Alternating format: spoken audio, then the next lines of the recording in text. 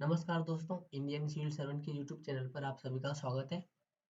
आज की वीडियो में हम लोग मौर्य वंश का टॉपिक कवर करेंगे और इसके पहले के टॉपिक में हम लोगों ने जो सो जैनिज्म टॉपिक को कवर कर लिया था, मतलब जैन धर्म से रिलेटेड सारे टॉपिक्स को कवर कर लिया था। तो उसके बाद का जो टॉपिक आता है हमारा वो आता है मौर्य काल का, ठीक ना। एंशिएंट इंडिया में उसके बाद का टॉपिक जो हमारा आता है वो आता है मौर्य काल का। तो आज की वीडियो में हम लोग जो सो मौर्य काल को ही कवर करेंगे और ये टॉपिक जो सो हम लोग कवर कर रहे हैं वो हम लोग जो सो यूपीएससी प्रीलिम्स के लिए कर रहे हैं, ठीक ना। जो नए बच्चे होंगे होंगे उसके लिए मैं बता देता हूँ कि ये जो हम लोग टॉपिक फिलहाल कर रहे हैं वो हम लोग यूपीएससी प्रीलिम्स के लिए कर रहे हैं। मेंस के लिए थोड़ा कम काम आएगा ये। तो ये हमारा सीरीज जो चल रहा है वो पीटी का सीरीज चल रहा है, जिसमें हम प्राचीन भारत से रिलेटेड जितने भी सारे क्वेश्चन है, ठीक ना, जो भी टॉपिक का है उस टॉपिक से रिलेटेड हर क्वेश्चन को जो सो हम लोग यहाँ पे एमसीक्यू के रूप में देखेंगे और समझेंगे, ठीक ना। तो आप जो खुद का सेल्फ नोट्स भी बना सकते हो, हैंड रिटन नोट्स भी। और हम लोग जो सो यहाँ पर भी जो सो खुद का हैंड रिटन नोट्स ही यूज करते हैं, ठीक ना। कोई कोचिंग वगैरह का प्रिंटेड नोट्स यूज नहीं करते हैं, खुद का हैंड रिटन नोट्स होता है।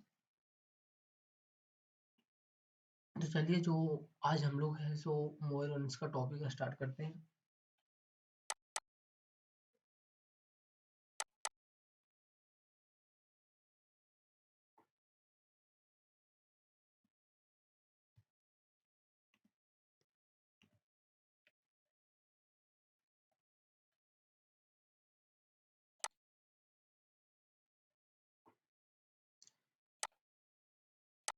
तो ये रहा हमारा मौर्य वंश का टॉपिक, ठीक है ना। तो देखिए इसमें क्या बोला जा रहा है सबसे पहले। तो हम लोग जो सो सबसे पहले मौर्य वंश का थोड़ा बहुत इंट्रोडक्शन ले लेते हैं, ठीक है ना। उसके बाद जो सो इसके हर टॉपिक को कवर करेंगे। तो देखिए पहले में बोला जा रहा है कि मौर्य वंश के पहले नंद वंश थे, ठीक ना। तो ये जो मौर्य वंश है हमारा, इसके पहले कौन सा वंश था, कौन सा काल था। तो इसके पहले जो सो हमारा नंद वंश था, ठीक ना। और इसी नंद वंश का जो अंतिम राजा था घनानंद, उसकी हत्या करके चंद्रगुप्त मौर्य ने जो सो मौर्य वंश की स्थापना किया था, ठीक ना। तो मौर्य वंश के पहले नंद वंश था और ये जो नंद वंश था ये थोड़ा घमंडी राजा था, ठीक ना। मतलब बोल सकते हैं कि जो क्रूर शासक होता है, ठीक ना। तो इसीलिए जो चंद्रगुप्त मौर्य ने जो सो इसका विरोध किया और विरोध करने के बाद जो सो इसको जो सो युद्ध में पराजित भी किया, ठीक है ना। और पराजित करने के बाद जो सो चंद्रगुप्त मौर्य ने मौर्य वंश की स्थापना किया। तो इसके बाद जो सो हमारा मौर्य वंश आया, ठीक है ना। और मौर्य वंश के बाद जो सो शुंग वंश आया। और जब मौर्य वंश का खत्म हो गया, मतलब जब मौर्य वंश का अंतिम राजा था वीरभद्र, तो उसकी हत्या करके जो सो उसके सेनापति ने दूसरे वंश का स्थापना कर दिया था। किस वंश का, शुंग वंश का, ठीक ना। तो याद रखिएगा कि मौर्य वंश के पहले हमारा नंद वंश था और नंद वंश के बाद है हमारा शुंग वंश, ठीक है ना। तो ये चलता रहता है कि इसका सेनापति ने उसका हत्या कर दिया, उसके सेनापति ने उसका हत्या कर दिया और अपने वंश की स्थापना कर दी, ठीक है ना। तो ये यहाँ पे भी चल रहा है कि उसने जो सो उस वंश का जो सो खात्मा करके अपना वंश का स्थापना कर दिया। तो यही यहाँ पे भी हो रहा है। फिर बोल रहा है मौर्य वंश का काल, ठीक है। तो मौर्य वंश का काल जो सो हमारा 322 से 21 बीसी तक माना जाता है, ठीक ना। 322 से 21 बीसी तक याद रखिएगा, पूछा जाएगा। फिर बोला जा रहा है कि प्राचीन भारत का पहला समाज, ठीक ना। प्राचीन भारत का पहला साम्राज्य। तो देखिए ये प्राचीन भारत का पहला साम्राज्य है मौर्य वंश, ठीक ना। इसके पहले जो सो कोई भी साम्राज्य नहीं हुआ है प्राचीन काल में, ठीक ना। तो ये जो मौर्य वंश है वो हमारा प्राचीन भारत का पहला साम्राज्य है और सबसे बड़ी नौकरशाही है, ठीक ना। प्राचीन भारत का सबसे पहला साम्राज्य कौन सा है, तो हमारा मौर्य वंश है। और इसकी जो सो सबसे बड़ी नौकरशाही थी किसकी, मौर्य वंश की। पर फिर बोला जा रहा है कि सबसे बड़ी सेना थी, ठीक है ना, किसकी, मौर्य वंश की।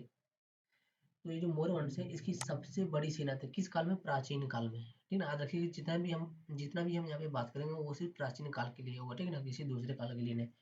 तो सबसे बड़ी सेना किसकी थी, मौर्य वंश की। फिर बोला जा रहा है कि सबसे ज्यादा शासकों द्वारा, ठीक है ना, तो सबसे ज्यादा हस्तक्षेप किस वंश के शासकों द्वारा किया गया था, तो वो जो हमारा मौर्य वंश है, ठीक ना। हस्तक्षेप मतलब हुआ कि शासन में जो सो बहुत ज्यादा बढ़ चढ़ के हिस्सा लेना, ठीक ना, शासन प्रणाली में, तो ये जो सो हमारा मौर्य वंश के राजाओं ने ही किया था।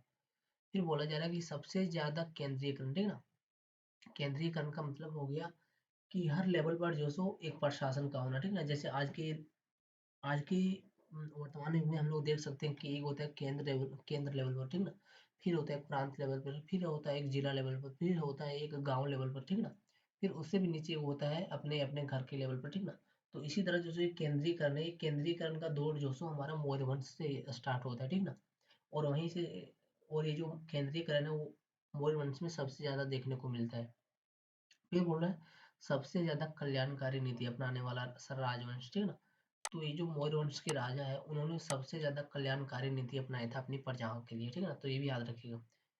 राजवंश, फिर बोला मौर्य साम्राज्य था, ठीक ना। ये सारा कुछ जो सो मौर्य साम्राज्य के ही हिस्सा में था, जितना भी कुछ हमने आपको बताया।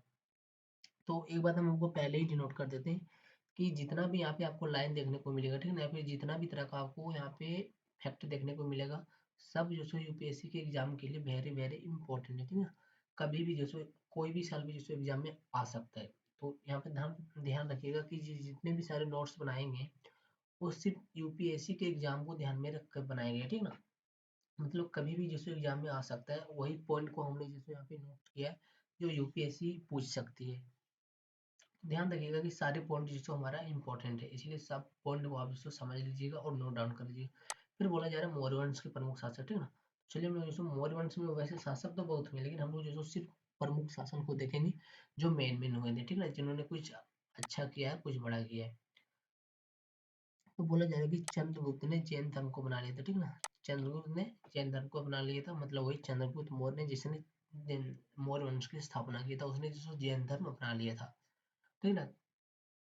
फिर बोल रहा है और संलेखना विधि से श्रवण बेलगोला में अपना प्राण दिया था, ठीक ना। तो ये श्रवण बेलगोला कहें तो ये तो हमारा कर्नाटक में है, ठीक है ना। तो वहीं पर जो सो इन्होंने चंद्रगुप्त मौर्य ने जो सो संलेखना विधि से अपनी प्राण की आहुति दे दी थी, ठीक है ना। संलेखना विधि को ही जो सो संथारा विधि आज के युग में कहा जाता है, और वो जो सो राजस्थान में प्रचलित हुआ है, ठीक है ना, किसकी संथारा विधि का। फिर बोला जा रहा है दूसरे नंबर पर आता है बिंदुसार, ठीक है ना। तो बिंदुसार जो सो हमारा आजीविक धर्म को मानता था, ठीक है ना, कौन से धर्म को, आजीविक धर्म को। फिर बोला जा रहा है अशोक, ठीक ना।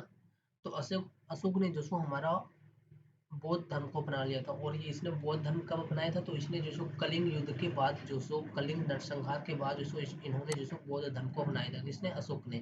फिर 4 नंबर में आता है दशरथ, ठीक है ना, राजा दशरथ, तो इन्होंने भी जो सो हमारा आजीवक धर्म को अपनाया था।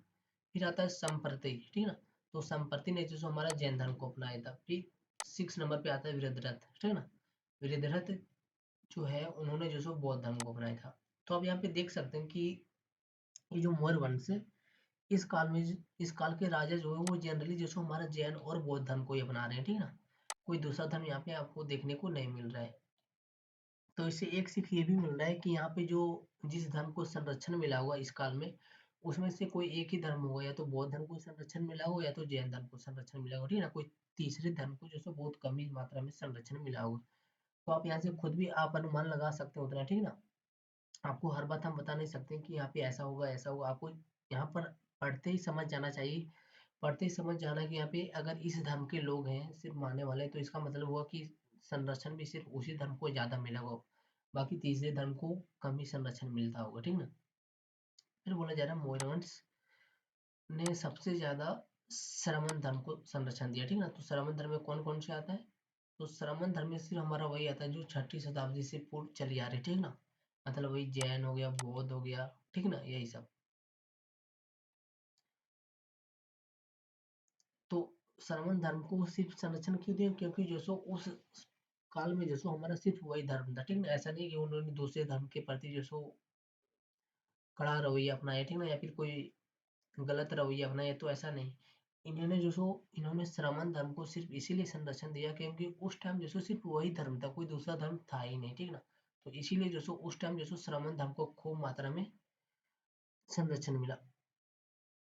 फिर चलिए अब जो सो हम लोग मौर्य वंश की साम्राज्य विस्तार की नीति को देखते हैं, ठीक है ना, कि मौर्य वंश का साम्राज्य का जो विस्तार है वो कहाँ कहाँ तक था।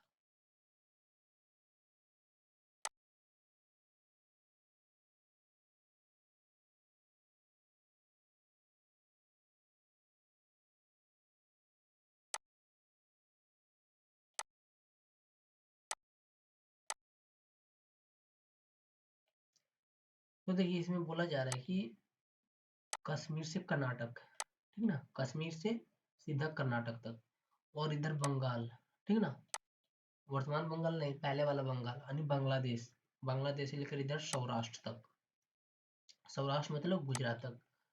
अब आप जो सो हमारा खुद ही सोच लीजिए, ठीक ना, कि कितना बड़ा साम्राज्य था इसका सो,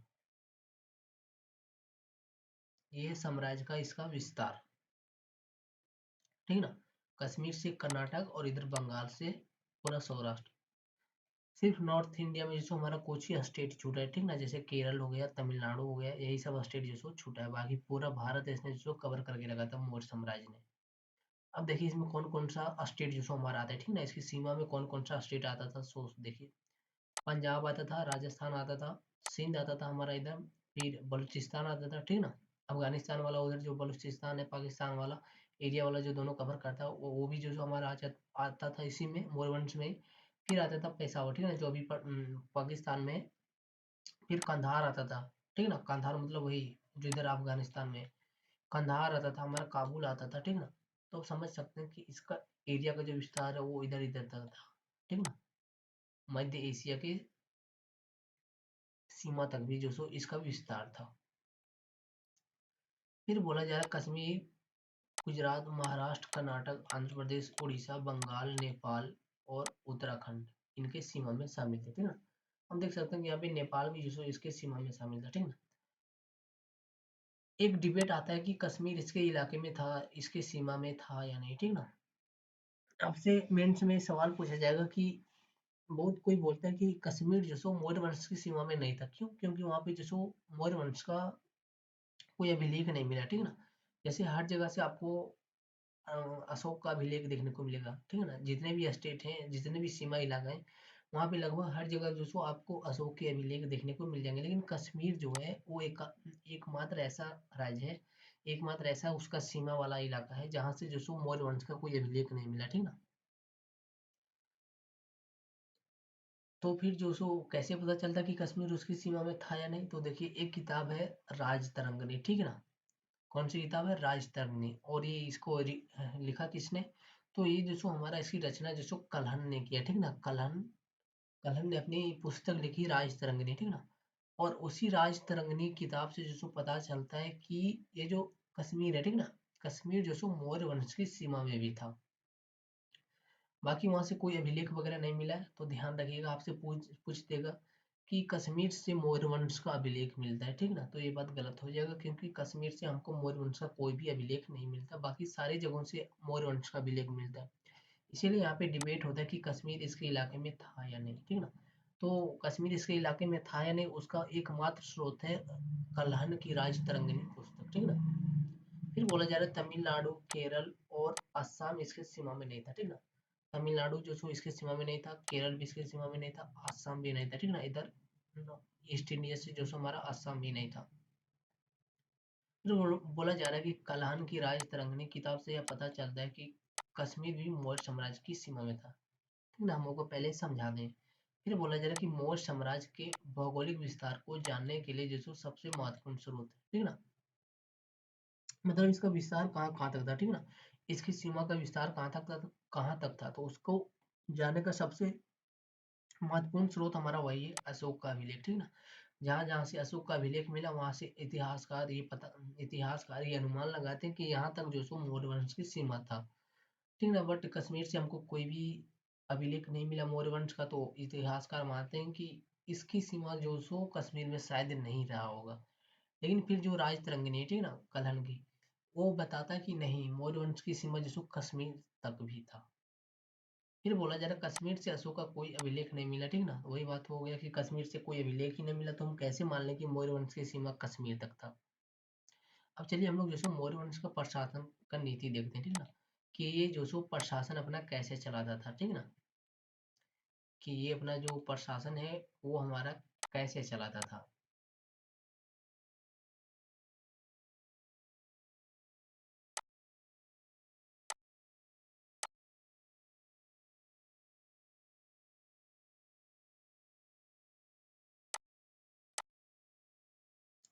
तो देखिए इसका जो प्रशासन है वो राजतंत्र था, ठीक ना, कैसा था, तो वो हमारा राजतंत्र था। फिर बोला जा रहा है कि स्वेच्छाचारी राजा होता था, ठीक ना। ये जो राजा होता था मौर्य वंश का, उसमें जो सो स्वेच्छाचारी होता था, ठीक ना। अपनी मर्जी से जो सो अपना निर्णय लेता था, डिसीजन लेता था, ठीक ना। कोई जनता के पक्ष सॉरी कोई जनता के दबाव में आकर जैसे कोई निर्णय नहीं लेता था। क्यों? क्योंकि वो जो सो राजतंत्र का शासन करता था, ठीक ना। राजतंत्र में रहता था, इसीलिए जो सो वो अपना खुद का निर्णय जो सो खुद से लेता था। फिर बोला जा रहा है कि सेना जो सो हमारा चतुरंगनी थी, ठीक ना। सेना किस टाइप की थी? तो वो हमारा चतुरंगनी थी, मतलब हो सकता है कि चार प्रमुख भागों में जो सो उसकी सेना बटी हुई, ठीक ना। ये सवाल जो यूपीएससी ने पूछ रखा है कि मौर्य वंश की सेना कैसी थी, ठीक ना। तो वो जो सो हमारा चतुरंगनी थी। चतुरंगनी में कौन कौन सा आएगा? जैसे हो गया हमारा पैदल हो गया, ठीक ना। घुड़सवारी हो गया, ठीक ना। रथ हो गया, ठीक ना। फिर हो गया एक हाथी वाला, ठीक ना। हाथी वाला या फिर घोड़ा वाला, ठीक ना। अभी कौन कौन इसमें आएगा वो हम लोग आगे डिस्कस करेंगे, लेकिन चतुरंगनी सेना का मतलब यही हुआ कि एक पैदल तो आएगा ही आएगा। फिर एक रथ वाला आएगा जिसमें राजा होता है, ठीक ना। पैदल तो सिपाही वाला होगा। फिर एक आएगा हमारा घुड़सवारी वाला, ठीक ना। फिर एक आएगा हमारा हो सकता है कि हाथी या तो घोड़ा वाला, आगे हम लोग डिस्कस कर लेंगे। फिर बोला जा रहा है नौकरशाही बड़ी थी, पहले ही पढ़ा कि इसका नौकरशाही जो सो पूरा जो सो प्राचीन भारत के इतिहास में जो सो सबसे बड़ी नौकरशाही इसी राजवंश का था। फिर बोला जा रहा है साम्राज्य का प्रांतीय विभाजन था, ठीक ना। इसका जो साम्राज्य है उसका साम्राज्य जो सो प्रांतों में विभाजन था, ठीक ना। ऐसा था, प्रांतों में विभाजन, प्रांत का मतलब जिला या फिर स्टेट में विभाजन था इसका। तो हो सकता है शायद स्टेट में विभाजन होगा, ठीक ना। फिर बोला जा रहा है प्रांतों को जिला में बंटा था, तो इसका मतलब हुआ कि पहले जो सो स्टेट में बटा हुआ था, ठीक ना। स्टेट में, और उस स्टेट को जो सो जिला में बांटा गया था। फिर बोला जा रहा गांव और नगर जो सो शासन की अंतिम इकाई थी, तो सबसे छोटी इकाइयां कौन सी थी मौर्य वंश की? तो सबसे छोटी इकाइयां थी हमारी गांव और नगर, ठीक ना। शहरों में नगर था, और गांव जो कस्बा गांव होता है उसमें जो सो हमारा गांव ही था, ठीक ना, ग्रामीण इलाका। फिर बोला जा रहा था कि अधिकारियों की नियुक्ति जो सो राजा द्वारा होती थी, ठीक ना। अधिकारियों की नियुक्ति कौन करता था? तो अधिकारियों की किसी भी अधिकारी की नियुक्ति जो सो राजा स्वयं करता था। फिर बोला जा रहा है कि सप्तांग का सिद्धांत था, ठीक ना। मतलब 7 अंगों का सिद्धांत था इसके अंदर, ठीक ना। अब कौन कौन सा 7 अंग है वो जो हम लोग आगे पढ़ेंगे। फिर बोला जा रहा है धम्म का सिद्धांत, ठीक ना। तो ये धम्म का सिद्धांत भी जो अशोक का है, ठीक ना, तो उसको भी जैसे हम लोग आगे पढ़ेंगे। फिर बोला जा रहा है प्लूटार्क बताता है कि 6 लाख की सेना थी, ठीक ना। तो आप समझ सकते हैं कि 6 लाख की सेना कितनी बड़ी सेना होगी। कौन बता रहा है? प्लूटार्क, याद रखिएगा। फिर बोला जा रहा है चतुरंगनी सेना, ठीक ना। चतुरंगनी सेना मतलब 4 अंग, ठीक ना। तो देखिए इसमें कौन कौन आ रहा है। पैदल सेना आ रहा है, रथ की सेना आ रहा है, घुड़सवारी आ रहा है, और इसमें हाथी आ रहा है, ठीक ना। इसमें घोड़ा नहीं आ रहा है, ये बात ध्यान में रखिएगा। इसमें जो सो घोड़ा नहीं आ रहा है, इसमें हाथी शामिल है, ठीक ना। लेकिन आगे आगे जब आप जाएंगे तो वहां भी आपको घोड़ा देखने को मिलेगा, ठीक ना। इसलिए ध्यान रखिएगा कि मौर्य वंश की चतुरंगनी सेना में घोड़ा नहीं था, हाथी था। फिर बोला जा रहा है केंद्रीय प्रशासन, ठीक ना। तो इसका केंद्रीय प्रशासन कैसा था वो हम लोग देखते हैं।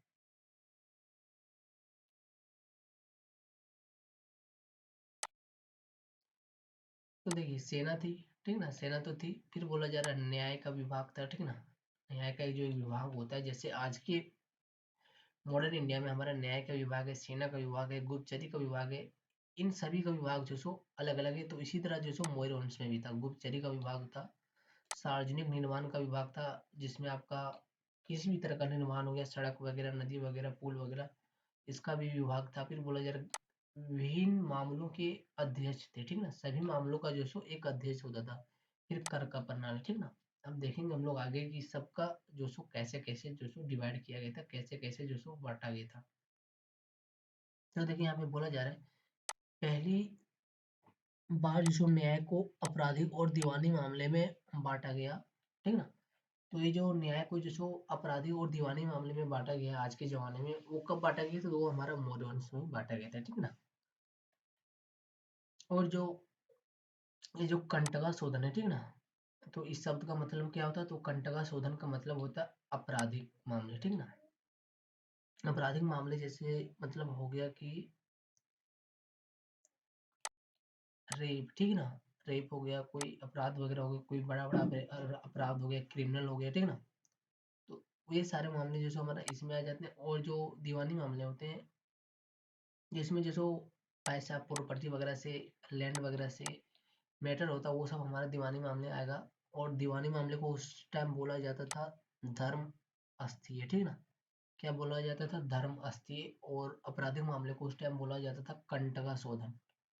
फिर बोला जा रहा है एग्रोनोमोई, ठीक ना। क्या बोला जा रहा है? एग्रोनोमोई और एरिस्टिनोमोई, यह दोनों जो सो सार्वजनिक निर्माण विभाग यानी सड़क निर्माण से संबंधित अधिकारी थे। तो ये बात आप ध्यान रखिएगा कि जो एग्रोनोमोई है, कौन? एग्रोनोमोई और एरिस्टोनोमोई, एग्रोनोमोई और एरिस्टोनोमोई, ये दोनों जो है सो कौन है? तो ये दोनों जो सो अधिकारी, और ये दोनों अधिकारी मौर्य वंश में किस किस विभाग से संबंधित है? तो ये दोनों जो सो हमारा सार्वजनिक विभाग से संबंधित है। ये बात ध्यान में रखिएगा। यहाँ पे जो सो यूपीएससी ने शायद यहाँ से भी सवाल पूछ रखे हैं पहले से, ठीक ना, मुझे कंफर्म नहीं, लेकिन शायद पूछ रखे हैं, ऐसा प्रतीत हो रहा है। तो ये बात ध्यान रखिएगा। और इसका जानकारी कहाँ से मिलता? तो इसका जानकारी हमको इंडिका से मिलता है, ठीक ना। इंडिका किसका है? तो ये जो हमारा मेगास्थनीज का है, ठीक ना, इंडिका। फिर बोला जा रहा है अध्यक्ष मंडल, ठीक ना। तो अध्यक्ष मंडल कुल कितने थे? तो इसमें जैसे हमारा कुल 27 अध्यक्ष मंडल थे। अब चलिए देखते हैं, उसमें से हम लोग कुछ प्रमुख प्रमुख अध्यक्ष मंडल देख लेते हैं, ठीक ना। 27 को नाम आपको याद नहीं करना, 27 को विभाग आपको नहीं देखना, कुछ प्रमुख जो था वो देख लेते हैं। तो इसमें था हमारा एक सीता अध्यक्ष, ठीक ना। कौन था? सीता अध्यक्ष। और सीता अध्यक्ष का काम क्या था? तो ये जो हमारा कृषि से संबंधित कार्य करता था। फिर बोला जा रहा है लक्षणा अध्यक्ष, ठीक ना, लक्षणा अध्यक्ष। और लक्षणा अध्यक्ष का काम क्या था? तो वो हमारा था मुद्रा विभाग प्रभारी, ठीक ना। ये जो हमारा कौन सा था? तो ये हमारा मुद्रा विभाग से संबंधित अधिकारी था। फिर बोला जा रहा है रूप दर्शक भी जो मुद्रा विभाग से संबंधित था, ठीक ना। लक्षणा आधारित, सॉरी, लक्षणा अध्यक्ष जो हमारा मुद्रा विभाग से संबंधित प्रभारी था। और जो रूप दर्शक है वो भी जो हमारा मुद्रा विभाग से संबंधित प्राधिकारी था। फिर बोला जा रहा है गणिका, ठीक ना। तो गणिका अध्यक्ष कौन था? तो गणिका अध्यक्ष वो होता था जो हमारा नाच गान करने वाली महिलाएं होती थी, ठीक ना। तो उसमें थी हमारी गणिका अध्यक्ष। अब चलिए हम लोग मौर्य वंश का कर का प्रणाली देखते हैं, ठीक ना, कि उस टाइम जैसे हमारा टैक्स का सिस्टम कैसा था, ठीक ना। तो बोला जा रहा है सबसे ज्यादा कर भू राजस्व से प्राप्त होता था, ठीक ना। तो मौर्य वंश में सबसे ज्यादा कर कहाँ से आता था? तो उस टाइम सबसे ज्यादा कर जो सो हमारा भू राजस्व से आता था। फिर बोला जा रहा है समाहर्ता, ठीक ना। तो समाहर्ता का मतलब क्या होता था उस टाइम? तो समाहर्ता का मतलब होता था कर का निर्धारण प्लस कर की वसूली करने वाला व्यक्ति, ठीक ना, व्यक्ति होगा या फिर अधिकारी होगा। तो याद रखिएगा कि समाहर्ता का मतलब क्या होता है। फिर बोला जा रहा है सनिधाता, ठीक ना। सनिधाता का मतलब होता है कोषाध्यक्ष। फिर बोला जा रहा है तीर्थ, ठीक है। तो उस टाइम में तीर्थ का शब्द का मतलब क्या था? तो उस टाइम में तीर्थ शब्द का मतलब था वरिष्ठ अधिकारी। फिर बोला जा रहा है वरिष्ठ अधिकारियों की संख्या टोटल जो सो हमारा 18 थी, ठीक ना। कितना थी? 18। जिसमें जो हमारा सबसे महत्वपूर्ण समाहर्ता अधिकारी था। सबसे महत्वपूर्ण कौन था? समाहर्ता। और वरिष्ठ अधिकारियों की संख्या जो सो हमारा 18 थी। फिर बोला जा रहा है कि आहार, ठीक ना। तो उस टाइम आहार का मतलब क्या होता था? आहार का मतलब जिला होता था। फिर अंतिम इकाई, तो अंतिम इकाई हमने पहले ही पढ़ा, गांव और शहर था। फिर बोला जा रहा है मेगा अस्नीज की इंडिका ने सबसे विस्तृत जानकारी दिया, किसके बारे में? मौर्य वंश के बारे में। तो आपसे ये भी पूछा जाएगा कि मौर्य वंश की सबसे विस्तृत जानकारी कौन सी पुस्तक देती है, ठीक ना। तो वो हमारा इंडिका है। अब चलिए हम लोग जो सो राजा का कार्य देखते हैं, ठीक ना, कि मौर्य वंश में राजा के कौन कौन से कार्य थे।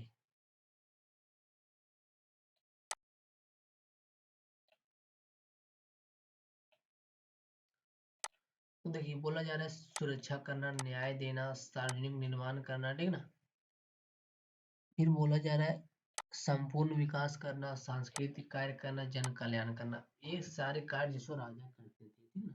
हमने पहले पढ़ा कि मौर्य वंश के राजाओं ने जो सो सबसे ज्यादा सार्वजनिक सॉरी, सबसे ज्यादा कल्याणकारी नीति अपनाने वाले राजवंश थे। कौन? मौर्य वंश। तो इसीलिए जिसको यहाँ पे आपको पढ़ने को देखने को मिलेगा कि सुरक्षा में जो सो इस सहयोग देते थे पूरा। फिर न्याय भी करते थे, सार्वजनिक निर्माण भी करते थे, ठीक ना। फिर बोला जा रहा है सार्वजनिक विकास भी करते थे, फिर सांस्कृतिक कार्य भी करते थे, जन कल्याण भी करते थे। तो ये सारे कार्य जो राजा करते थे। फिर बोला जा रहा है चंद्रगुप्त मौर्य और अशोक ने सुदर्शन झील का निर्माण कराया था, ठीक ना। जिसकी जानकारी जैसे हमको रुद्र दामन के जूनागढ़ अभिलेख से मिलता है, ठीक ना। तो क्या बोला जा रहा है कि चंद्रगुप्त मौर्य और अशोक ने, ठीक ना, चंद्रगुप्त मौर्य और अशोक ने सुदर्शन झील का निर्माण कराया था। और इसकी जानकारी हमको कहाँ से मिलती है, तो इसकी जानकारी जैसे हमको रुद्र दामन के जूनागढ़ अभिलेख से मिलती है। फिर बोला जा रहा है अशोक ने सुदर्शन झील का पुनर्निर्माण करवाया था, ठीक है। मतलब निर्माण तो करवाया होगा अशोक, सॉरी चंद्रगुप्त मौर्य ने, लेकिन शायद चंद अशोक ने जो सो इसका पुनर्निर्माण करवाया होगा, और वही क्रेडिट जो सो इतिहासकारों ने जो सो इसको भी दे दिया कि शायद अशोक ने भी जो सो इसका निर्माण कराया था।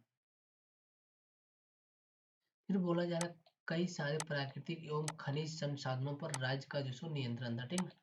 तो प्राकृतिक संसाधन या फिर खनिज का संसाधन पर किसका नियंत्रण था, तो उसमें जो सो राज्य का नियंत्रण होता था, जिसका उपयोग जो सो अध्यक्ष मंडल के माध्यम से होता था, ठीक ना।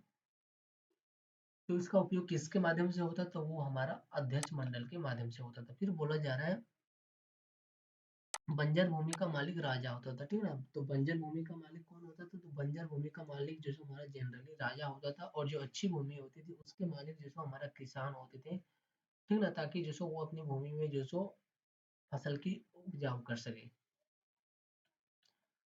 फिर बोला जा रहा है कि कृषि में राज्य का योगदान, ठीक ना। तो चलिए देखते हैं कि कृषि में राज्य का कितना योगदान था और क्या क्या योगदान था, ठीक ना। और राज्य राज्य ने जो सो कृषि में क्या क्या योगदान दिया था। फिर बोला जा रहा है देखिए राजा जो सो सीता अध्यक्ष के माध्यम से कृषि भूमि का विस्तार करता था, ठीक ना। क्या बोला जा रहा है कि राजा जो सो सीता अध्यक्ष के माध्यम से, इसके माध्यम से सीता अध्यक्ष के माध्यम से कृषि भूमि का विस्तार करता था। तो कृषि भूमि का विस्तार राजा कैसे करता होगा, तो वो क्या करता होगा कि जो बंजर भूमि है, ठीक है ना, बंजर भूमि जो सो किसानों को दे देता होगा और बोलता होगा कि अगर तुमने जो सो इसमें जो सो इस भूमि को जो सो फसल उपजाने के लायक भूमि में बदल दिया तो ये भूमि तुम्हारी हो जाएगी, ठीक है ना। मतलब इसमें कोई भी टैक्स नहीं लगेगा, और हम जो सो इससे इसके बदले जो सो कोई भी पैसा नहीं लेंगे, ठीक है ना। मतलब मान लेते कि ये बंजर भूमि है, ठीक है ना। तो ये बंजर भूमि जो सो राजा किसी किसान को दे दिया, ठीक है ना, और बोल दिया कि अगर तुमने इस भूमि को जो सो उर्वरक भूमि में बदल दिया, ठीक है ना, तो ये भूमि तुम्हारी हो जाएगी, ठीक है ना। ये भूमि तुम्हारी हो जाएगी, प्लस इस भूमि से हम कोई भी टैक्स नहीं लेंगे, ठीक है ना। अब इससे राजा को क्या फायदा होता था, तो देखिए इससे राजा को यही फायदा होता था कि जब ये भूमि उर्वरक भूमि में बदल जाएगी तो इससे क्या होता था, इसमें उपजाऊ होता था, ठीक है ना। और जब उपजाऊ होता था तो उपजाऊ कहाँ जाती थी, राज्य में ही जाता होगा, ठीक है ना, राज्य के बाजारों में ही जाता होगा, मंडी में ही जाता होगा, ठीक है ना। तो वहां से क्या होता होगा कि वहां से दूसरों को भी भोजन मिलता था। इससे मतलब यही हुआ कि इससे जो सो अनाज का उत्पादन होता था, ठीक ना, राज्य में अनाज का उत्पादन होता था, यही फायदा होता था राजा को। फिर बोला जा रहा है कि राजा जो सो ऋण भी देता था, ठीक ना। राजा क्या करता था, तो राजा जो सो खेती के लिए कृषि के लिए लोगों को ऋण भी देता था।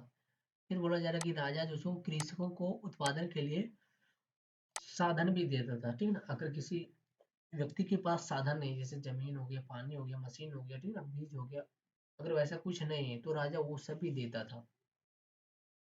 फिर बोला जा रहा है कि राजा जो सो सिंचाई के साधनों का भी विकास करता था, ठीक ना, वही हो गया उत्पादन के साधनों का। फिर बोला जा रहा है कि सभी सभी भूमि पर एक समान कर का दर नहीं था, ठीक ना, अलग अलग दर था।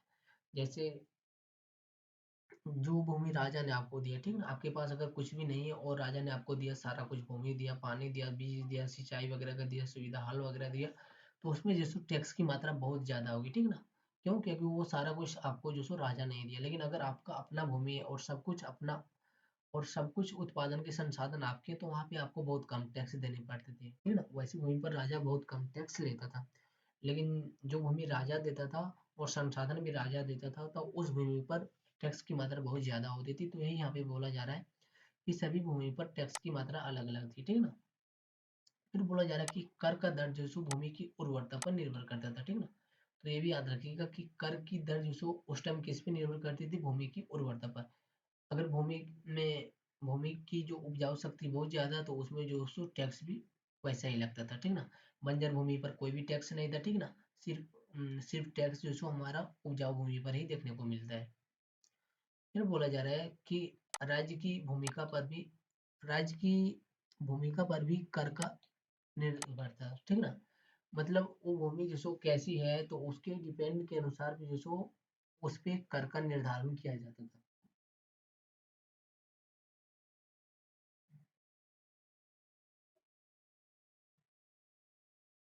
फिर बोला जा रहा है यदि कोई व्यक्ति जो सो अपनी भूमि पर, ठीक ना, यदि कोई व्यक्ति अपनी भूमि पर अपने संसाधनों से कृषि करता था तो उस भूमि पर कर का दर बहुत कम हो जाता, ठीक ना। और अगर यही उल्टा हो जाएगा तो उस भूमि पर कर का दर बहुत ज्यादा हो जाएगा। फिर बोला जा रहा राज्य ने जो सो मौद्रिक विकास किया, ठीक ना। राज्य ने क्या किया, मौद्रिक विकास किया, ऋण का व्यवस्था किया, यातायात ने के विकास में योगदान दिया, विदेशी संपर्क किया, फिर पशुओं का संरक्षण किया। ये सब सारे कार्य सो किसने किया, राज्य ने यानी राजा ने किया। फिर उस टाइम वार्ता का मतलब क्या होता था, तो वार्ता का मतलब होता था आजीविका। याद रखिएगा इस शब्दों को, जो सो याद रखिएगा, कभी भी पूछा जा सकता है और इसका मतलब आज के जमाने में कुछ और ही होता है, ठीक ना। और उस टाइम में जो सो कुछ और ही मतलब होता था। फिर बोला जा रहा है कि सबसे बड़े पैमाने पर मुद्रा ढालने का कार्य पहली बार मौर्य काल में ही हुआ है, ठीक ना। क्या बोला जा रहा है कि सबसे बड़े पैमाने पर, ठीक ना, सबसे बड़े पैमाने पर मुद्रा ढालने का कार्य पहली बार, ठीक है। तो पहली बार किस काल में हुआ, मौर्य काल में हुआ। और कौन सी कार्य, तो मुद्रा ढालने का कार्य। फिर बोला जा रहा है मौर्य काल के सिक्के का नाम, ठीक ना। तो मौर्य काल के सिक्के का नाम क्या था, तो वो हमारा था कार्स कार्सपन, ठीक ना। क्या नाम था, कार्सपन, या फिर पन, या फिर आहत, या फिर पंचमार्क, ठीक ना। तो उस टाइम जैसे मौर्य काल के सिक्के का नाम यही था। कार्सपन भी बोला जाता था, पन भी बोला जाता था, उसको आहत भी बोला जाता था, और पंचमार्क भी उसको बोला जाता था। फिर बोला जा रहा है सिक्का, तो ये सिक्का किस धातु के बने हुए थे मौर्य काल में, तो वो हमारा तांबे और चांदी के थे, ठीक है ना। याद रखिएगा कि मौर्य काल में अभी तक जो है स्वर्ण सिक्के कोई भी नहीं डाले गए थे। वहां पे अभी तक जो सो सिर्फ तांबे और चांदी के सिक्के ही देखने को मिलते। फिर बोला जा रहा है मौर्य काल में सोने के सिक्के नहीं ढाले गए थे। यह काम जो सो मौर्य काल के बाद शुरू हुआ, यानी मौर्योत्तर काल में शुरू हुआ होगा, या फिर जो सो हमारा गुप्त वंश है उसमें भी शुरू हुआ होगा, ठीक ना। फिर बोला जा रहा है मौर्य काल का इतिहास लिखने के लिए स्रोत के रूप में सिक्कों का जो सो उपयोग सर्वाधिक नहीं है, ठीक ना। तो अगर मौर्य काल का इतिहास लिखना है तो आपको जो सो सिक्के के रूप इतिहास मौर्य काल का अगर आपको इतिहास लिखना है तो स्रोत के रूप में जो सो सिक्के का उपयोग जो सो सर्वाधिक नहीं हुआ, ठीक ना, बहुत कम हुआ। क्यों, क्योंकि यहाँ पे जो सो सिक्कों का ढलवाने वाली का नाम जो सो उस पर अंकित नहीं है, ठीक ना। क्यों, क्योंकि जो सिक्के पर क्योंकि सिक्के जो ढलवाए गए हैं, ठीक ना, मान लेते हैं कि किसी राजा ने सिक्का ढलवाया, ठीक ना। तो उस सिक्के को किसने ढलवाया, उसने जो सो अपना नाम जो सो सिक्के पर अंकित ही नहीं किया, ठीक ना। तो इससे पता ही नहीं चलता है कि किस राजवंश का कौन सा सिक्का था या नहीं था, ठीक ना। तो इसीलिए जो सो सिक्कों का उपयोग मौर्य वंश के इतिहास लेने के लिए ज्यादा नहीं किया जाता, ठीक ना, बहुत कम ही मात्रा में किया जाता है। तो ये भी सवाल जैसे यूपीएससी ने पूछ के रखा है कि मौर्य काल का इतिहास लिखने के लिए सिक्के का उपयोग सर्वाधिक मात्रा में हुआ, तो नहीं, गलत बात है। ऐसा इसलिए हुआ है ताकि ऐसा इसलिए हुआ क्योंकि जो मौर्य काल में जितने भी सिक्के ढलवाए गए हैं उनमें से बहुत कम ही सिक्के पर किसी राजा ने अपना नाम अंकित करवाया, ठीक ना। तो इससे पता ही नहीं चल पाता कि किस राजा ने कौन सा सिक्का ढलवाया है। इसीलिए जो सो सिक्के का उपयोग जो सो कम किया जाता है। फिर बोला जा रहा है मौर्य काल का अधिकारियों को नगद वेतन मिलता था, ठीक ना। क्या बोला जा रहा है कि मौर्य काल में अधिकारियों को नगद वेतन मिलता था, मतलब हैंड टू हैंड मनी मिलता था।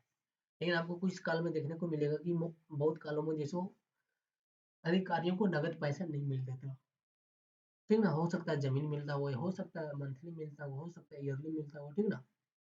या फिर हो सकता है कि उसको गांव ही दे दिया गया होगा कि आप खुद ही तहसील खुद ही जैसो वसूल के अपना रख लीजिएगा उस काम से। तो ये बात याद रखिएगा कि मौर्य काल में अधिकारियों को जैसो नगद वेतन मिलता था। जो बोला जा रहा ब्याज दर, ठीक ना। तो इस टाइम जो राजा ब्याज देता था तो ब्याज दर कितनी थी, तो 12% थी। फिर बोला जा रहा मौर्य काल में भारत का बड़े पैमाने पर विदेशी संपर्क हुआ, ठीक ना। तो ये जो मौर्य काल है उसमें जो सब भारत का बहुत ज्यादा, या फिर जो जो या फिर जो बहुत बड़े पैमाने पर आप बोल सकते हैं कि बहुत बड़े पैमाने पर विदेशी संपर्क हुआ किसका, भारत का।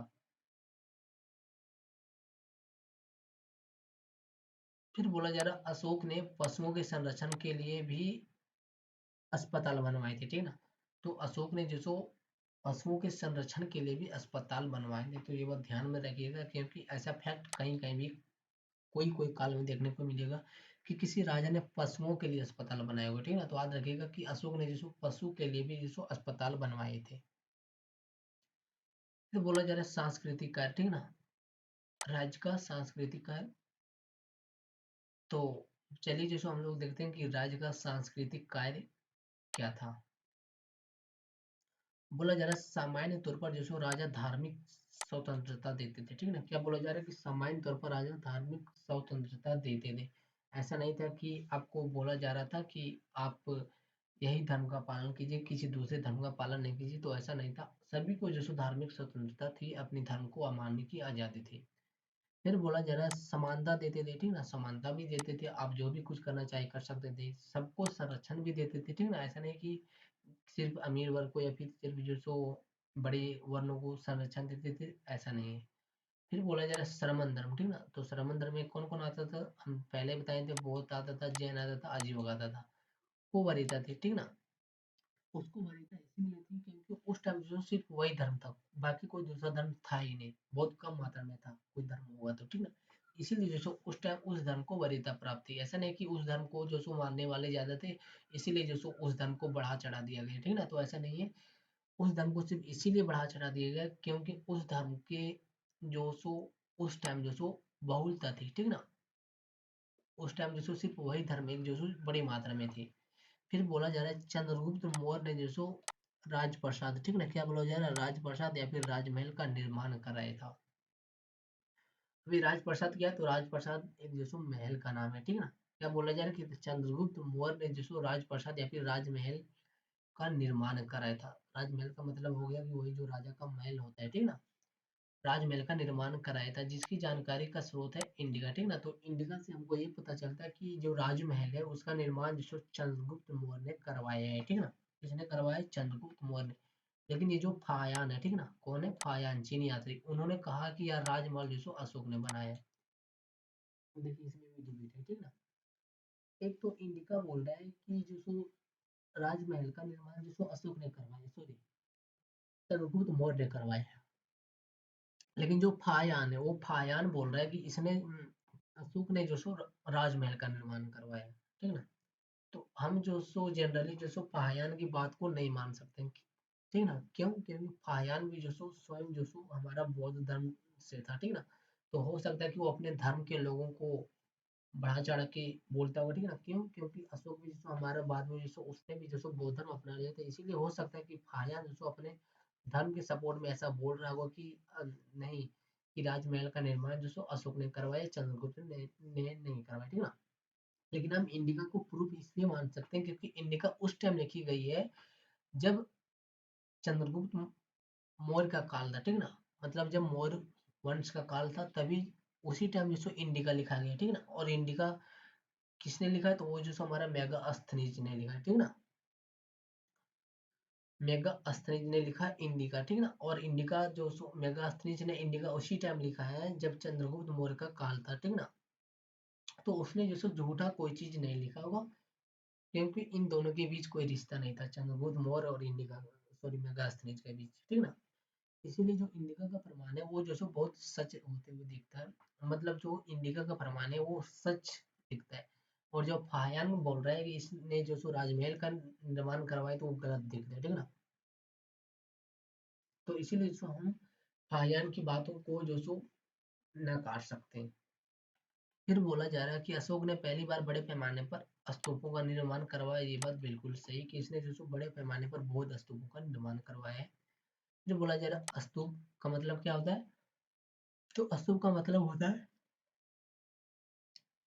बौद्ध का पूजा स्थल, ठीक है ना, बौद्ध धर्म का पूजा स्थल। जैसे हिंदू धर्म का मंदिर होता है, होता है ना, तो उसी तरह से बौद्ध धर्म का होता है स्तूप। फिर बोला जा रहा है कि ऐसा कहा जाता है, ठीक ना, ऐसा कहा जाता है कि अशोक ने 34,000 स्तूपों का निर्माण करवाया था। फिर आगे बोला जा रहा है कि अशोक ने गुफाओं का निर्माण कराया, ठीक है ना। अशोक ने गुफाओं का भी निर्माण करवाया और आजीवक धर्म को दान भी दिया, ठीक है ना। किसको, आजीवक को।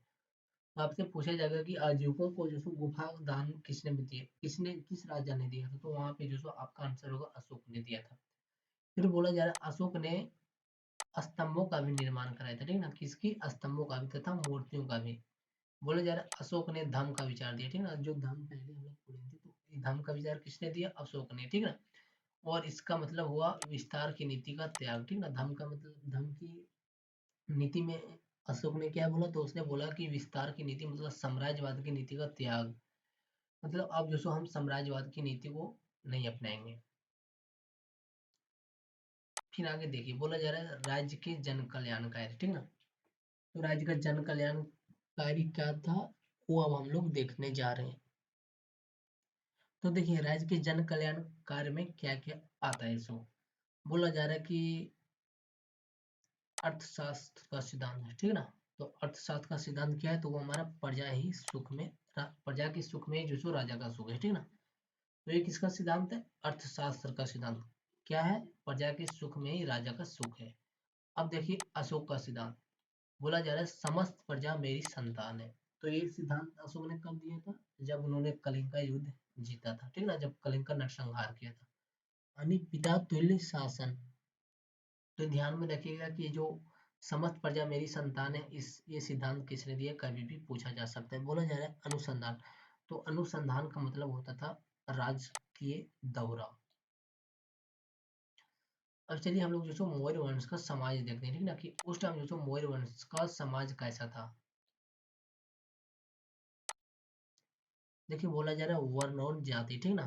चलिए देखते हैं कि वर्ण और जाति की उस टाइम क्या स्थिति थी। बोला जा रहा है अर्थशास्त्र कहता है कि अगर ब्राह्मण अपराध करता है तो उसे भी मृत्यु दंड की सजा दी जा सकती है। कौन बोल रहा है, ये अर्थशास्त्र बोल रहा है, ठीक ना। क्या बोल रहा है कि अगर कोई ब्राह्मण जाति या फिर कोई ब्राह्मण वर्ण का व्यक्ति अपराध करता है, ठीक ना, कोई मतलब कोई बड़ा अपराध करता है, मतलब कोई ऐसा अपराध कर देता है जिससे उस जिसमें उसको मृत्यु दंड देना अनिवार्य है, तो उस टाइम जो सो उसको मृत्यु दंड दे दिया जाएगा। और ये अर्थशास्त्र कहता है कि उस टाइम उसको भी मृत्यु दंड दिया जा सकता है। वहीं धर्मशास्त्र कहता है कि अगर ब्राह्मण कोई अपराध करता है तो उसे मृत्यु दंड की सजा नहीं दी जाएगी, मतलब कोई दूसरी सजा दी जा सकती है, लेकिन मृत्यु दंड की सजा जो सो अब ब्राह्मण को नहीं दे सकते। ऐसा कौन बोल रहा है, तो ये हमारा धर्मशास्त्र बोल रहा है, ठीक ना। और अर्थशास्त्र बोल रहा है कि नहीं, ब्राह्मण को भी मृत्यु दंड की सजा दिया जाएगा। फिर बोला जा रहा है मेगा अस्थनीज के अनुसार जो सो 7 प्रकार का जातियां थी, ठीक ना। तो मेगा अस्थनीज ने जो सो उस टाइम जो सो मौर्य वंश में जो सो 7 प्रकार की जातियां बताई, अब पता नहीं कौन कौन सी जातियां हैं ये तो नहीं बताया, लेकिन उन्होंने जो सो 7 प्रकार की जातियां बताई है। फिर अब चलिए लिंग लिंग में देखते हैं, ठीक ना, कि लिंग की जो सो स्थिति उस टाइम क्या थी, ठीक ना। लिंग मतलब महिला पुरुष की। देखिए बोला जा रहा है गणिकाएं होती थी, ठीक ना। गणिकाएं का मतलब कौन होता था, जो नाच गान करती थी महिलाएं, ठीक ना। और गणिकाएं की जो सो एक अध्यक्ष भी होती थी, गणिका अध्यक्ष, मतलब लड़कियों की एक अलग, लड़की की एक अलग विशेषता थी, ठीक ना। उसके लिए एक अध्यक्ष होती थी, वो भी जो सो लड़की ही होती थी। फिर बोला जा रहा है गणिकाओं को जो सो राजकीय प्रशिक्षण भी दिया जाता था, ठीक ना, मतलब राज्य की तरफ से उसको प्रशिक्षण दिया जाता था ताकि वो अच्छी तरह से परफॉर्मेंस कर सके डांस वगैरह में, ठीक है ना, गान वगैरह में। फिर बोला जा रहा है इनसे कर की वसूली भी होती थी, ठीक ना, इनसे कर की वसूली भी होती थी, किनसे, गणिकाओं से। फिर बोला जा रहा है अगर गणिकाएं अपना काम छोड़ना चाहे, ठीक है, अगर कोई गणिका अगर वो अपना काम जो सो बीच में छोड़ना चाहे तो उन्हें जो सो हर्जाना चुकाना पड़ता था, ठीक ना। हर्जाना किस बात का बोल रहा है, तो हर्जाना इसी बात का बोल रहा है कि राज्य ने जो उसके पीछे अपना प्रशिक्षण प्रशिक्षण का टाइम वेस्ट किया, धन वेस्ट किया, तो उसका जुर्माना अब कौन चुकाएगा, ठीक ना। तो वही बोल रहा है कि उसका जुर्माना जो सो अब वही कनिका चुकाएगी जो अपना काम बीच में छोड़ना चाहेगी। तो इसीलिए अगर कोई गणिका बीच में अपना काम छोड़ना चाहती थी तो उसको जो सो उसके लिए जुर्माना देना पड़ता था, ठीक है, हर्जाना चुकाना पड़ता था, और हर्जाना वो राज्य तय करता था। फिर बोला जा रहा है गुप्तचरी, ठीक है ना, तो गुप्तचरी जैसी काम में भी जैसे महिलाओं की, सॉरी, गणिकाओं का उपयोग होता था, किसमें, गुप्तचरी जैसे कार्यों में। फिर बोला जा रहा है स्त्री महामात्र, ठीक ना, स्त्री महामात्र का एक पद भी था, ठीक ना। इस पद का जो स्त्री महामात्र है उसका जो सो एक पद भी था जो स्त्रियों के मामले के लिए होता था, ठीक है। तो स्त्रियों के मामले के लिए एक अलग ही पद था जो था स्त्री महामात्र। फिर बोला जा रहा है अशोक की पुत्री संघमित्रा, ठीक ना, बौद्ध धर्म का प्रचार करने के लिए कहाँ गई थी, श्रीलंका। फिर बोला जा रहा है संघमित्रा की माता का नाम था देवी, ठीक ना। मतलब अशोक की ये जो संघमित्रा है उसकी माता का नाम था देवी, और ये देवी ही जो सो अशोक की पत्नी थी, ठीक ना। फिर बोला जा रहा है तिसरचिता नाम की महिला ने, ठीक ना। कौन? तिसरचिता नाम की महिला ने संघमित्रा से संघमित्रा से प्रभावित होकर जो सो बौद्ध धर्म अपना लिया था, ठीक ना। हाँ, और ये संघमित्रा कहाँ की थी? तो ये हमारा श्रीलंका की थी, और वहीं पे जो सो इसने संघमित्रा से प्रभावित होकर बौद्ध धर्म अपना लिया था, तथा बाद में जो सो तिसरचिता ने अशोक से विवाह भी किया, ठीक ना। जब वहां पे जब ये लड़की गई संघमित्रा, तो वहां पे जो सो तिसरचिता ने जो सो उससे प्रभावित होकर बौद्ध धर्म अपना लिया, और जब वहां से वापस यहाँ पे आई अशोक के पास, तो इन्होंने जो सो अशोक से विवाह कर लिया, ठीक ना। फिर बोला जा रहा है तिसरचिता ने अशोक के पुत्र कुणाल को जो सो अपनी षड्यंत्र से अंधा बना दिया था, ठीक ना। अब चलिए थोड़ा हम लोग इसको स्टोरी समझते हैं, ठीक ना, कि ये ऐसा क्यों करती है ये लड़की। तो देखिए जब तिसरचिता यहाँ पे आती है, ठीक ठीक ना, कहाँ पे आती है? अशोक के महल में। पहली बार आती है जब अशोक के महल में तिसरचिता संघमित्रा के साथ, तब जो तब जो सो इसको अशोक के पुत्र कुणाल से, ठीक ना, अशोक के पुत्र कुणाल से जो सो प्रेम हो जाता है, ठीक ना। किससे? कुणाल से। लेकिन जब ये तिसरचिता कुणाल से अपना बात कुणाल से कहती कि मुझे आपसे प्रेम है या फिर कोई ऐसा ऐसा है, तब जो सो कुणाल उसके बात को जो सो रिजेक्ट कर देती, ठीक ना। और जब ये बात रिजेक्ट कर देती तब तिसरचिता को जो सो गुस्सा आ जाता है, ठीक ना। और उसी गुस्से में जो सो तिसरचिता ने षड्यंत्र से जो सो कुणाल को अंधा बना दिया। क्या बना दिया? अंधा बना दी। कुछ लोग बोलते हैं कि तिसरचिता जो सो हमारा, सॉरी, ये जो अशोक है, अशोक का बेटा कुणाल, वो जो सो जन्म से ही अंधा, तो ऐसा नहीं है। कुणाल जो सो हमारा जन्म से अंधा नहीं था, इसको जो सो तिसरचिता ने जो सो अपने षड्यंत्र से अंधा बनाया था। और कुणाल भी जो सो हमारा अशोक की किसी पत्नी का ही बेटी रहा होगा, ठीक ना। सॉरी, किसी पत्नी का पुत्र ही लगा, कुणाल लड़का है, ठीक ना। और तिसरचिता ने जो सो कुणाल को अपने षड्यंत्र से अंधा बनाया था। फिर बोला जा रहा है यह जन्म से अंधा नहीं था, और इन सभी की जानकारी हमको कहाँ से मिलती? तो इन सभी स्टोरी की जानकारी हमको दिव्य वादन से मिलती, ठीक ना, दिव्य वादन से। तो चलिए हम लोग जो सो आगे चलते हैं कि इसमें देख रहे हैं कि ये जो मौर्य वंश है उसमें दास प्रथा की क्या स्थिति थी, ठीक ना। इसकी दास प्रथा,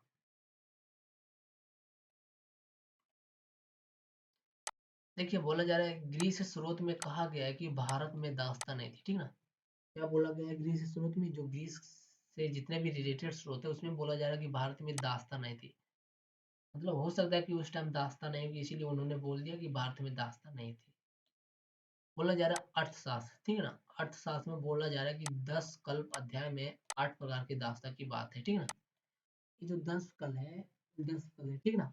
सॉरी, अर्थशास्त्र का जो बुक है उसमें एक चैप्टर आता है, उसमें जो एक अध्याय आता है 10 कल्प, ठीक ना।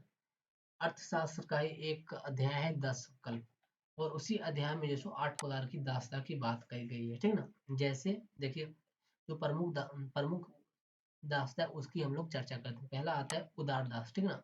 तो उदार दास में क्या होता है? तो इसमें देखिए अगर माँ दासी है तो संतान भी दासी होगी, ठीक है। अगर मान लेते हैं कि किसी की माँ दासी है और अगर उसकी माँ ने जो सो किसी पुत्र या पुत्र की जन्म दिया, ठीक ना, तो वो संतान दासी बन जाएगा। फिर बोला जा रहा है कृत दास है, ठीक ना, मतलब खरीदा हुआ दास, जो खरीदा हुआ जाता है, ठीक ना, जो खरीदा जाता है बाजारों से उसको बोला जाता है कृत दास। फिर अगले नंबर पे आता है धावजा हरित दास, ठीक ना। क्या बोला जा रहा है? धावजा हरित दास। इसका मतलब हुआ युद्ध में राजा जीतने के बाद हारे हुए लोगों को दास बना लेता था, ठीक ना। मान लेते कि कोई राजा युद्ध में गया, ठीक ना, और उन्होंने जो सो उद को जीत लिया। अब उद को जीत लिया तो हो सकता है कि वहां पे कुछ सैनिकों को या फिर कुछ सिपाहियों को जो सो वो बंदी बना लिया और अपने महल में लाके उसको दास बना लिया। फिर बोला जा रहा है कौटिल्य ने यही तक श्रेणी का दास का उल्लेख किया, ठीक ना। कौटिल्य ने क्या किया? तो कौटिल्य ने जो सो हमारा यही तक श्रेणी के दास का भी उल्लेख किया। कोई मालिक अपने दास को मृत्यु दंड की सजा नहीं दे सकता था, ठीक ना। ऐसा उस टाइम पे जो सो प्रचलन था कि कोई व्यक्ति अगर कोई दास जो सो कार्य ना कर पाए या फिर कोई लाचार हो जाए तो मालिक उसको मृत्यु दंड नहीं दे सकता है, ठीक ना। फिर बोला जा रहा है दास यदि वृद्ध हो जाता था, ठीक ना, मतलब बुढ़ा हो जाता था, तो उसे निकाला नहीं जाता था। ऐसा नहीं कि जब बुढ़े हो जाते थे तो मालिक जो सो उसको निकाल देते थे कि अब तुम जाओ, अब तुम कुछ करने के लायक नहीं रहे, अब हम तुमको नहीं रखेंगे, तो ऐसा नहीं है।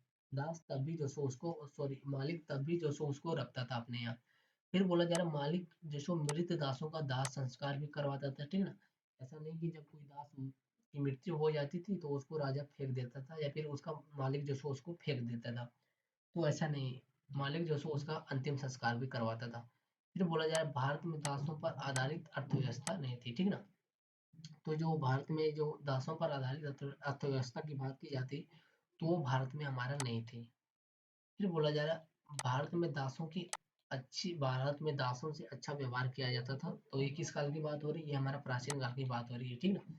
बाकी आधुनिक काल में दासों से अच्छा व्यवहार नहीं किया जाता था, ये हम सबको पता है। फिर आगे चलिए देखते हैं। बोला जा रहा है यदि दासी, ठीक ना, यदि दासी यानी दासी का मतलब कोई महिला, ठीक ना, अपने दासी अपने स्वामी से, ठीक ना, अपने स्वामी का मतलब मालिक से जिसने उसको दासी बनाया है, स्वामी से गर्भ धारण कर ले, ठीक ना। गर्भ धारण का मतलब अगर वो उसके साथ, अगर कोई लड़की, अगर कोई महिला, ठीक ना, अपने मालिक से जिसके यहाँ काम करती है, अगर उसके साथ वो जो सो क्या बोलते हैं, अगर रिलेशन बना ले, ठीक ना, मतलब सेक्सुअल एक्टिविटी अगर उसके साथ कर ले, और अगर वो लड़की या फिर कोई महिला जो सो वो गर्भ धारण हो जाती है, ठीक ना, मतलब प्रेग्नेंट हो जाती है, तो बोला जा रहा है कि तो वह संतान दासता से मुक्त हो जाता था, ठीक ना। तो वो संतान जो सो दासता से मुक्त हो जाता था, तथा उसके साथ ही जो सो वो लड़की भी जो सो दासता से मुक्त हो जाती थी, ठीक ना। अ- अगर कोई दासी महिला जो सो है, और अगर वो अपने मालिक से के साथ जो सो रिलेशन बना लेती थी, और अगर वो प्रेग्नेंट हो जाती थी, मतलब गर्भ धारण कर लेती थी, तो वो जो बच्चा होगा वो बच्चा जो सो दासता से मुक्त हो जाता था, तथा जो वो लड़की है, ठीक ना, जो दासी थी, वो दासी भी जो सो दासता से मुक्त हो जाती थी। लेकिन उस दासी को जो सो या फिर उसके पुत्र को जो सो उसके मालिक के हिस्से में जो सो कोई हिस्सा नहीं मिल जाता, ठीक ना। उसके जमीन जायदाद में हिस्सा नहीं मिल जाता, सिर्फ वो जो सो दासता से मुक्त ही होता था। फिर बोला जा रहा है कि नगरों के प्रशासन की जानकारी का स्रोत, ठीक ना। तो जो नगर का प्रशासन है मौर्य काल में, तो उसकी जानकारी का स्रोत क्या है? तो वो हमारा इंडिका है। फिर बोला जा रहा है नगर प्रशासन चलाने वाले लोगों की संख्या कितनी थी? तो वो हमारा 30 थी, ठीक ना। जो नगर का प्रशासन चलाते थे उसमें जो सो हमारे 30 लोग थे, जिसमें 6 समितियां थी और प्रत्येक के 5 सदस्य थे, ठीक ना। तो इसमें जो हमारा 6 समितियां भी थी, और प्रत्येक समिति से 5 सदस्य होते थे नगर का प्रशासन चलाने के लिए। फिर बोला जा रहा है इंडिका में कहा गया है कि भारत में अकाल नहीं पड़ता है, ठीक ना। तो इंडिका में ये बोला गया कि भारत में अकाल नहीं पड़ता। हो सकता है उस टाइम में ऐसा स्थिति था, इसीलिए इंडिका के ग्रंथार्थ लेखक ने ऐसा लिख दिया। फिर बोला जा रहा है कि जैन साहित्य को जो सो मौर्य काल में अकाल का प्रमाण मिलता है, ठीक ना। क्या बोला जा रहा है कि जैन साहित्य से, ठीक ना, जैन साहित्य से जो सो मौर्य काल में अकाल का प्रमाण मिलता है। फिर बोला जा रहा है सागौरा तथा महास्थान अभिलेख से, ठीक है ना। कौन कौन सा अभिलेख से? सागौरा तथा महास्थान अभिलेख से हमको ये जानकारी मिलती है कि अकाल के दौरान राज्य जोशो राहत का कार्य करेगी, ठीक ना। तो ये किस अभिलेख से हमको जानकारी मिलती? तो वो हमको मिलती सागौरा तथा महास्थान अभिलेख से। ये जानकारी मिलती है कि जब अकाल आ जाएगा तब राज्य जोशो अपने नागरिकों की सहायता करेगा, फ्री अनाज देगा, उसकी सहायता करेगा, उसकी सेवा करेगा। अब चलिए देखते हैं कि मौर्य वंश की साहित्य, ठीक ना, मौर्य काल की साहित्य, मौर्य काल के जिसको साहित्य क्या क्या है। इसमें आता है हमारा भाषा साहित्य पहले, ठीक ना। तो देखिए भाषा साहित्य में क्या क्या आता है, तो इसमें हमारा आता है अर्थशास्त्र, धर्मसूत्र और वार्तिका, ठीक ना। तो ये जो तीनों हमारा भाषा साहित्य है, अर्थशास्त्र, धर्मसूत्र, वार्तिका, ये तीनों जो सो हमारा वार्तिका जो है, ये तीनों हमारा संस्कृत भाषा में लिखा गया है, ठीक है ना। किस भाषा में? संस्कृत भाषा में। और अर्थशास्त्र के हमारे लेखक हैं कौटिल्य, ठीक ना, आचार्य चाणक्य। और जो वर्तिका है तो इसके लेखक हमारा कात्यायन है, ठीक ना। और वर्तिका क्या चीज है? तो वर्तिका एक व्याकरण पुस्तक है। फिर बोला जा रहा है कि जैन साहित्य, ठीक ना। तो जैन साहित्य में हमारा आता है 12 अंगों का संकलन, ठीक ना, वही जो पहले पढ़ चुके हैं जिसमें 14 अंग था। तो जैन साहित्य में पहले आता है 12 अंगों का संकलन, जो हमारा अर्ध मगधी भाषा में लिखा गया। किस भाषा में? अर्ध मगधी भाषा में। फिर आता है बौद्ध साहित्य, ठीक ना। तो बौद्ध साहित्य में क्या चीज है? तो इसमें जो अभिधम पिटक है, ठीक है ना, अभिधम पिटक है। और ये जो हमारा पाली भाषा में रचा हुआ गया है, ठीक है ना, पाली भाषा में लिखा गया। फिर जिसको हम लोग इसकी स्थापत्य साहित्य देखते हैं, ठीक है ना, मतलब स्थापत्य का जो इसका मौर्य वंश का क्या कुछ इसमें मिलता है वो हम लोग देखते हैं। तो स्थापत्य में उस टाइम जैसे हमको स्तूप देखने को मिलता है, गुफा देखने को मिलता है, राजमहल मिलता है, अशोक के स्तंभ मिलता है, ठीक है ना। फिर आगे आता है मूर्तिकला, ठीक है ना। तो मूर्तिकला में देखिए ज्यादा कुछ इसमें नहीं देखने को मिलेगा। एक आता है राजकीय मूर्तिकला और लोक कला की श्रेणी में, ठीक है ना। तो ये जो मूर्तिकला है इसको जैसे वो राजकीय मूर्तिकला और लोक कला की श्रेणी में बांटा गया था। इसको दो इसको दो श्रेणी में बांटा गया था। तो राजकीय कला में जैसे हमारा अशोक के स्तंभों की मूर्तियां आती थी, ठीक है ना। राजकीय कला में क्या आती थी, तो उसमें जैसे अशोक के स्तंभों की मूर्ति आती थी। और जो अब चलिए हम लोग देखते हैं कि मौर्यकालीन इतिहास का स्रोत, ठीक है ना। जो मौर्य काल है तो उसका इतिहास लिखने के लिए क्या क्या स्रोत जो सो यूज किया जाता है और क्या क्या स्रोत जो सो हमारा है, ठीक है ना। पहला आता है साहित्यिक स्रोत, ठीक है ना। साहित्यिक स्रोत का मतलब जो लिखा गया स्रोत है, ठीक है ना। देखिए इसमें दो स्रोत आता है, देसी और विदेशी, ठीक है ना। जो अपने देश का है और जो विदेश का है। तो पहले हम लोग विदेशी स्रोत में देखते हैं कि क्या क्या आता है। तो इसमें आता है इंडिका, ठीक है ना, और एनी ग्रीक स्रोत, ठीक है ना। कौन कौन आता है, तो इंडिका भी जो सो विदेशी है, और एनी ग्रीक स्रोत एवं रोमन स्रोत और चीनी स्रोत भी आता है, ठीक है ना। चीनी स्रोत में आता है फायान का, ठीक है ना। और श्रीलंका से आता है सिंगली, ठीक है ना। और फिर आता है हमारा जिसमें दीप वंश और महावंश है, किसमें, सिंगली में। अब देखिए देसी स्रोत में क्या क्या आता है सो। तो देसी स्रोत में हमारा आता है अर्थशास्त्र, ठीक है ना। चाणक्य का अर्थशास्त्र और एक धर्मशास्त्र। फिर बौद्ध धर्म से क्या क्या आता है देसी स्रोत में, तो इसमें हमारा आता है दिव्य अवदान का अशोकावदान, ठीक है ना। अशोकावदान किसका है, तो ये हमारा दिव्य अवदान का है और ये बौद्ध धर्म का साहित्य है। फिर जैन धर्म से रिलेटेड क्या है, तो इसमें जो हमारा परिशिष्टि पर्वल है, ठीक ना। क्या है, परिशिष्टि पर्वल। फिर एक आता है मुद्रा राक्षस, ठीक ना। मुद्रा राक्षस और इसकी रचना विशाख दत्त ने किया है। फिर आता है महाभाष्य, ठीक ना। महाभाष्य की रचना पतंजलि ने किया है और इसका विषय हमारा व्याकरण है। फिर एक आता है हर्षचरित, ठीक ना। तो हर्षचरित जो हमारा है वो जो हमारा लिखा गया है बाणभट्ट द्वारा, ठीक ना। तो ये था इसका हमारा मौर्य काल के इतिहास का साहित्यिक स्रोत, ठीक ना।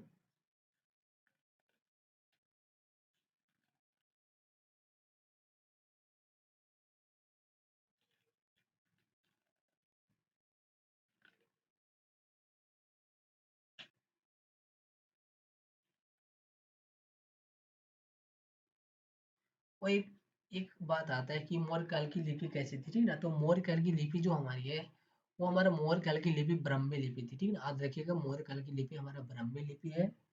फिर एक दूसरा आता है हमारा यहाँ पे आता है ना कि साहित्यिक स्रोत, ठीक ना। तो साहित्यिक स्रोत के बाद एक और स्रोत आता है पुरातात्विक स्रोत, ठीक ना।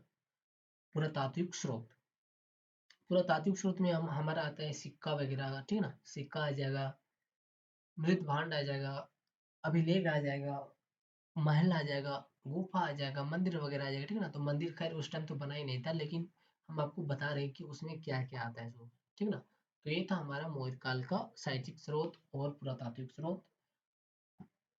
तो आज हमारा मौर्य वंश का टॉपिक कवर हो गया और यहीं पे जैसे मौर्य वंश का टॉपिक हमारा खत्म हो गया, ठीक ना। अब हम लोग जैसे नेक्स्ट टॉपिक में मिलेंगे मौर्योत्तर काल में, ठीक ना। कौन से काल में, मौर्योत्तर काल में। तो मौर्योत्तर काल जो सो ज्यादा हार्ड नहीं है, ठीक ना।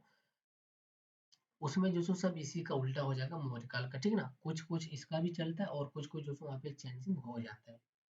तो चलिए नेक्स्ट वीडियो में हम लोग मिलेंगे, तब तक के लिए आप सभी को जो सो